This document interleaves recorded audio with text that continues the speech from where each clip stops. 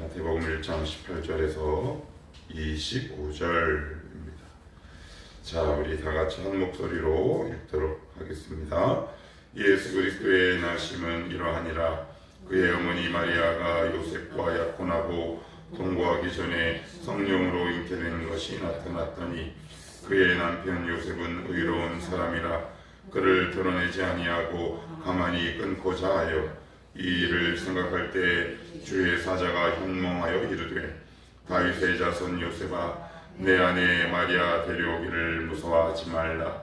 그에게 잉태된 자는 성령으로 된 것이라. 아들을 낳으리니 이름을 예수라 하라. 이는 그가 자기 백성을 그들의 죄에서 구원할 자이심이라 하니라. 이 모든 일이 된 것은 주께서 선지자로 하신 말씀을 이루려 하심이니 이르시되 보라 처녀가 잉태하여 아들을 낳을 것이요 그의 이름은 임마누엘이라 하리라 하셨으니 이를 번역한즉 하나님이 우리와 함께 계시다 함이라. 요셉이 잠에서 깨어 일어나 주의 사자의 분부대로 행하여 그의 아내를 데려왔으나 아내를 낳기까지 동침하지 아니하더니 나음에 이름을 예수라 하니라. 아멘. 어제 마태복음 들어가기 앞서서 제가 마태복음 개관이라는 말로 몇 가지 설명을 좀 드렸습니다. 첫 번째, 왕으로 오신 예수 그리스도다라고 말씀을 드렸습니다. 두 번째, 예수 그리스도는 하나님이시다. 이 사실이 왜 중요하냐면 그들은 누구를 기다리고 있을까요? 다윗과 같은 왕을 기다리고 있죠. 너희가 기다리는 왕은 그렇게 오지 않는다. 이제 진짜 왕이 오셨다. 그래서 마태복음의 핵심 두 문장이라고 한다면 왕으로 오신 예수 그리스도, 그리고 예수 그리스도는 하나님이시다. 그리고 친유대적인 복음서다. 왜요? 1장 1절에 아브라함의 족보로 시작하기 때문에. 동시에 반유대적인 복음서다. 왜요? 어제 이렇게 말씀을 드렸어요. 마태복음 곳곳에 보면 회당이라는 말을 사용할 때 저들의 회당, 그들의 회당, 저와 나를 구분하고 있기 때문에 그래요. 왜요? 마태도 유대인인데 우리 회당할 수 있잖아요. 근데 저들의 회당이라고 하는 건 반유대적인 의미도 함께 있다. 그러다 보니 구약이 많이 인용될 수밖에 없다. 그런데 왜 제가 어제 이야기했던 이것을 다시 개관하느냐? 중요해서 그렇습니다. 왜냐하면 성경을 보실 때 이런 큰 흐름과 망원경으로 이 성경을 보시는 것이 이 성경을 이해할 때 훨씬 도움이 되기 때문에 그렇습니다. 왜? 이것이 신앙을 보는 신학이 되기 때문에 그래요.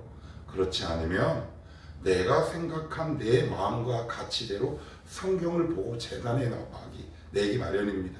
얼마나 많은 실수를, 예를 들어보면 이런 거죠. 내가 지금 뭔가 되게 급하고 쫓기고 물질적으로 어렵고 고난당할 때 모든 말씀은 거기에 초점이 맞춰져 들리나요, 안 들리나요? 들립니다. 그런데 하나님은 그렇게만 말씀하시지 않고 다양하게 말씀하신다는 거예요. 그래서 여러분들이 마태복음을 읽으실 때 제가 드린 이 몇 가지 중요한 단어와 문장을 기억하거나 기록해 두셨다가 마태복음을 읽을 때 떠올리시면 아, 이게 이런 의미구나 라고 훨씬 더 깊게 마태복음으로 들어갈 수 있기 때문에 그래요. 그래서 이것이 우리 가운데 선행되지 않으면 사도행전 28장에 보시면 우리가 너무 잘 아는 내용이 있죠. 사도 바울이 멜리데 섬에 착륙합니다. 풍랑 때문에. 그런데 거기서 어떤 일이 벌어져요?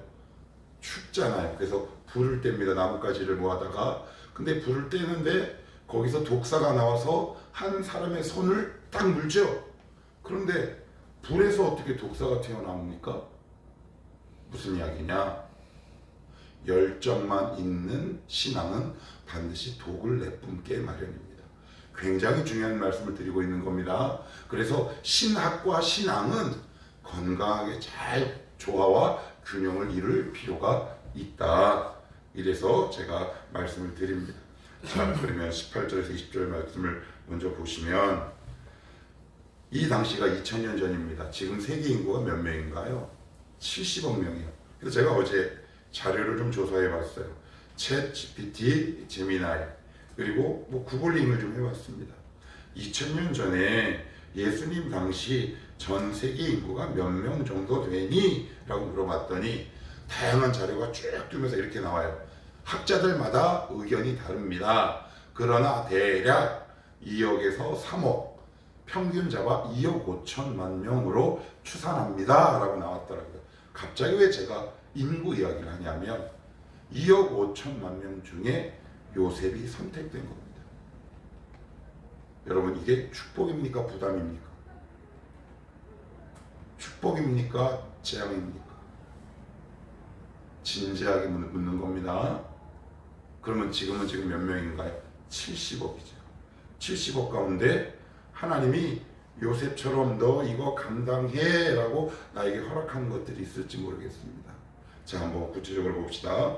예수 그리스도의 나심은 이러합니다 라고 얘기합니다. 자, 19절, 그의 남편 요셉은 의로운 사람이라. 여기 18절 후반절에 보시면 성령으로 잉태된 것이 나타나더니 배가 불러오는 겁니다. 그러면 당연히 어떻게 합니까? 두세 증인을 내세워서 그를 머리채를 잡고 수많은 회중 가운데 이끌고 와서 증인의 입을 빌려 돌을 쳐서 죽이게 되어 있습니다. 그것이 바로 모세 율법입니다. 그런데 그렇게 하지 않고 한 번 더 고민합니다. 이게 무슨 일일까? 그래서 오늘 19절에 보시면 요셉은 의로운 사람이라 그를 드러내지 아니하고 가만히 어떻게 해요? 끊고자 해요. 어떻게 끊어요? 가만히. 이게 무슨 이야기일까요? 혈기 낸 게 아니에요. 고민한 겁니다. 이게 무슨 일일까? 근데 왜 가만히 끊고자 했을까요? 모세의 율법으로 정죄할 수 있었음에도 불구하고 누구를 배려한 것 같으세요? 마리아를 배려하는 거예요. 참 정말 저는 되게 멋있는 사람 같다 싶어요. 야, 이게 이 배우자를 이렇게 배려하는구나. 이 당시 약혼은 결혼의 의미와 똑같은 의미였단 말이에요. 그러니 돌로 쳐 죽여도 아무런 이야기를 할 사람이 없어요. 그랬더니 20절, 이 일을 생각할 때 주의 사자가 현몽하여 이르되 다윗의 자손 요셉아, 내 아내 마리아 데려오기를 무서워하지 말라. 그에게 잉태된 자는 성령으로 된 것이라. 그래요. 하나님이 요셉을 콕 찍으신 거예요. 요셉을 콕 찍었습니다. 몇 명 중에? 2억 5천만 명 중에. 그러면 이렇게 한번 여쭤볼게요. 하나님은 굳이 이런 방법을 사용하지 않아도 될까요? 안 될까요? 됩니다. 이런 방법 말고도, 요셉 말고도 다양한 사람과 다양한 방법을 사용하실 수 있는 분이세요. 요셉에게 얽매이지 않는 분이란 말이에요. 그가 없어도 하나님의 나라는 계속 전진해요. 하나님의 말씀은 이루어지게 돼 있어요. 그런데 하나님은 요셉 한 사람을 탁 찍습니다. 너 성령으로 잉태된 거니 그를 데려와서 육체적 관계를 맺지 마라. 여러분, 이때 나이가, 남자 나이가 약 20살에서 23살이랍니다. 그러면 성적으로 얼마나 혈기왕성한 나이입니까? 그럼에도 불구하고 자기의 성적 욕망, 기본적인 욕망을 하나님 나라 때문에 딱 일시적으로 포기한다는 것, 다시 묻겠습니다. 고난입니까? 축복입니까? 여러분이 마음속으로 대답하셔야 합니다. 요셉은 하나님 나라를 이루는데 거룩한 수고와 희생을 마다하지 않았습니다. 이게 굉장히 중요합니다. 그런데 저를 비롯한 대부분의 경우는 내가 하나님의 일을 하다가 뭔가 수고와 희생이라는 두 단어가 나를 이렇게 따르게 되면 우리는 그 자리를 박차고 일어나는 경우가 얼마나 많이 있는지 모릅니다. 하나님은 요나를 뭐라고 말씀하십니까? 네, 너 니느웨로 가라. 그 당시 요나만 사람입니까? 요나만 선지자가 있었습니까? 그렇지 않죠. 많은 사람이 있음에도 불구하고 마치 요나가 아니면 그 일이 안 되는 것처럼 요나를 품고 명령하시고, 그 당시에 수많은 사람이 있었음에도 불구하고 요셉이 아니면 안 되는 것처럼 요셉에게 사명을 허락하신 것이죠. 우리는 오히려 없는 것들이 훨씬 하나님 나라에 도움이 됩니다. 왜요? 제가 이런 비유 몇 번 들었는데, 얼마 전에 제가 유튜브를 보다가 이런 영상을 본 적이 있습니다. 이제 막 걸음마를 뗀 아이가 이제 엄마가 빨래를 개는데 도와준답시고 옆에서 빨래를 개는데 개는 겁니까? 어지럽히는 겁니까? 어지럽히죠. 그런데 엄마는 아무 말 안 해요. 왜요? 차라리 없는 게 낫죠. 능률적인 면에서는 하나님 나라에서는 우리가 없는 편이 더 나을 수도 있어요. 그러나 하나님은 요셉이라는 이 거추장스러운 사람과 방법을 택하십니다. 저와 여러분을 택하시는 거예요. 왜요? 마치 내가 아니면 이 일이 이루어질 수 없는 것처럼 우리를 그렇게 대하신다는 사실입니다. 우리에게 요셉과 같은 일이 있을 수 있습니다. 하나님, 제가 왜 이 수고를 감당해야 합니까? 왜 제가 이런 수고와 희생을 제가 치러야 합니까? 라고 우리가 하나님께 부를 수 있지만 요셉은 드러내지 않고 가만히 그 수고와 희생을 감당한다. 그래서 그 결과 어떤 일이 발생하느냐? 21절을 보시면 아들을 낳으리니 이름을 예수라 하라. 이는 그가 자기 백성을 그들의 죄에서 구원할 자이심이라 아니라.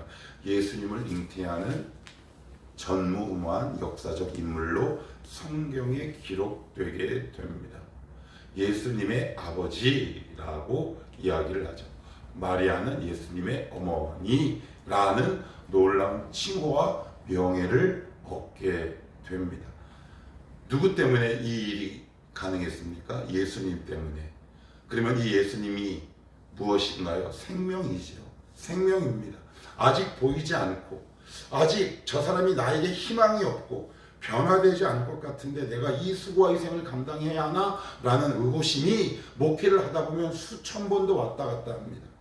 그런데 제가 그 길을 계속 가는 것은 믿음이 좋아서가 아니라 딱 한 가지 이유 때문에 그래요. 왜요? 저를 이 자리까지 오게 한 수많은 사랑의 빚을 진 사람들이 그때마다 떠오릅니다.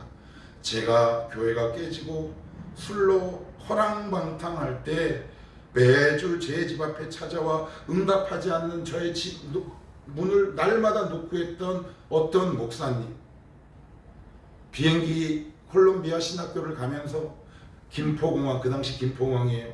거기서 10장에 해당되는 편지를 쓰고 미국에 도착하자마자 우편으로 보낸 이 암흑의 목사님, 저를 위해서 지금도 기도해 주시고 있는 몇몇 권사님들, 그 당시 저는 여기까지 올 줄 그 누구도 몰랐을 겁니다. 그런데 그들은 수고와 희생을 포기하지 않았습니다. 지금도 하나님 여러분들에게 이렇게 말씀하십니다. 예수가 아직 나지 않았고 뱃속에 있어. 언제 나올지 정확히 모르잖아요. 너 혹시 누구를 위해서 지금 기도하고 있는데 걔가 지금 네가 원하는 대답과 결과가 나오지 않는다고 해서 네가 지금 하는 수고와 희생을 포기하겠니? 라고 물어보시면 이 말씀 앞에 우리는 어떻게 대답하면 되겠습니까? 그래서 요셉은 마리아를 어떻게 해요? 데리고 와요. 버려도 뭐라고 할 사람이 없지만 이 요셉은 마리아를 데리고 오지요. 자, 그리고 나서는 22절을 같이 한번 읽어봅니다. 자, 시작. 이 모든 일이 된 것은 주께서 선지자로 하신 말씀을 이루려 하심이니 이르시되. 이 모든 일이 된 것은 주께서 선지자로 하신 무엇이요? 말씀. 그러면 말씀이 이루어지는 것 자체가 요셉에게는 어떤 일이 발생합니까? 지금 수고, 희생, 그리고 비난, 억울. 우리가 생각하는 말씀의 역사가 이루어지는 것과 너무 다르지 않습니까? 그렇죠? 우리는 말씀이 이루어지면 이렇게 생각해요. 아, 시온의 대로가 확 열리겠구나. 그런데 말씀대로 했는데 수많은 사람의 비판을 감내해야 돼요. 야, 세상에 여자가 쟤밖에 없냐? 그런데 어떻게 쟤를 너는 아내로 데리고 올 수 있냐라는 어머니의 잔소리가 있을까요? 없을까요? 있죠. 친구들은 또 어떻겠습니까? 그런데 지금 무엇이 이루어진답니까? 말씀이. 그래서 하나님이 여러분들에게 주신 말씀을 이루실 때 내가 전혀 예상하지 못한 억울한 상황이 나에게 지금 다가올 수 있어요. 그럴 때 이 말씀을 탁 떠올리시는 겁니다. 하나님, 저 분명히 말씀 붙들고 기도하는데 왜 그렇습니까? 그럴 때 하나님 우리에게 이렇게 말씀하시죠. 이것은 너에게 지금 내가 너에게 한 말씀을 이루려 함이야 라고 말해요. 그리고 나서 몇 달 후에 예수님이 태어납니까? 10달 후에 태어납니다. 여러분, 하나님의 말씀이 이루어질 때 반드시 이런 일이 우리 가운데 일어날 수 있습니다. 어떤 일? 비난받는 일, 억울한 일, 수고한 일, 희생해야 될 일들이 우리의 삶 가운데 일어날 수 있다. 자, 마지막으로 23절 읽고 오늘 말씀을 정리합시다. 23절입니다. 시작. 보라, 처녀가 잉태하여 아들을 낳을 것이요 그의 이름은 임마누엘이라 하리라 하셨으니 이를 번역한즉 하나님이 우리와 함께 계시다 함이라. 아멘. 우리가 하나님과 함께 있는 게 아니라 하나님이 우리와 함께 있습니다. 예, 그래서 주님이 이 땅에 오시는 거죠. 우리는 하나님을 끝까지 붙들 믿음도 마음도 용기도 없습니다. 우리가 지금까지도 하나님을 버리지 않고 그분 안에 있는 그 가장 결정적인 이유는 우리 눈에 보이지도 않고 눈에 띄지도 않지만 여전히 나를 꽉 붙들고 계시는 그분의 긍휼 어린 손길 때문에 가능하다. 여러분들도 그렇고 저희들도 그렇습니다. 그래서 여러분, 하나님과 너무 함께 하려고 애쓰지 마십시오. 왜요? 내가 하나님과 함께 하려는 마음보다 하나님이 나와 함께 하려는 마음과 그 사랑이 훨씬 크기 때문에 그렇습니다. 이 말씀을 듣고 그렇다고 극단적으로 오해하지 마십시오. 아, 그래? 다 그럼 노란 얘기인가? 그 말씀은 결코 아닙니다. 내 열심보다 하나님의 열심이 크고 내 사랑보다 하나님의 사랑이 더 크기 때문에 그래요. 제가 예전에 성경 공부할 때 이렇게 비유를 한 적이 있습니다. 어느 날 한 형사가, 비유가 조금 거칠어서 죄송합니다, 강력범을 체포하러 갑니다. 근데 이 강력범은 전과가 한 50범 돼요. 저와 여러분은 전과 50범 넘잖아요. 그죠? 그랬더니 이 형사가 갑자기 그 강력범의 수갑을 이렇게 딱 채우더니 자기 주머니에 있는 열쇠를 한강에 휙 던지고 하는 말이 이렇게 이야기하죠. 너 경찰서 갈 때까지 나에게서 못 벗어나. 수갑은 찬 사람들끼리 서로 당기면 아픕니다. 그죠? 순순히 가야 안 아픕니다. 그래서 어디 가서 이 수갑이 풀리나요? 천국이라는 경찰서가 풀립니다. 하나님이 그래서 이 땅에 내려오셨고 왕으로 오셨습니다. 그 당시 왕이 백성을 찾아가는 일은 상식밖의 일입니다. 그래서 주님이 우리 안에 오셨고 여러분들 안으로 들어가셨습니다. 주님이 우리를 끝까지 인도하실 겁니다. 그분의 손길 꽉 잡고, 때로 하나님의 말씀이 이루어진다고 말씀하심에도 불구하고 내가 예상하거나 예기치 못한 억울하고 비난받는 일들이 발생한다면, 아, 지금 나에게 말씀이 이루어져 가는 과정이구나 라고 생각하셔서 하나님이 원하시는 아름다운 믿음의 생명, 믿음의 열매가 여러분들의 삶 가운데 풍성히 열매 맺기를 축복합니다. 기도합시다.